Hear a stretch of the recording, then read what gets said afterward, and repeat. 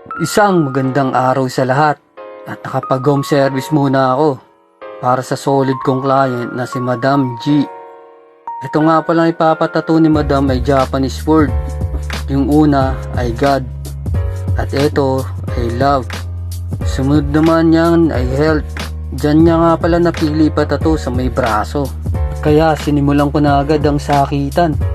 Ang tema o style nga pala na gusto ni Madam na para sa tattoo niya ay red lang ang kulay ng mga Japanese word. Walang outline na black. Yun yung request ni Madam. Kaya okay din naman kay Madam dahil sa maputi naman siya.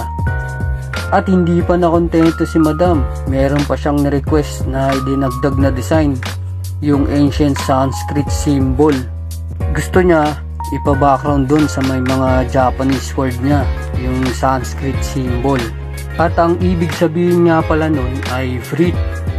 At okay na, natapos ko rin yung mga kahilingan at kagustuhan, mga request ni Madam para sa tattoo niya. Congratulations Madam, enjoy ink. At sa mga gusto at nagbabalak magpatattoo dyan, mag-message lang po kayo.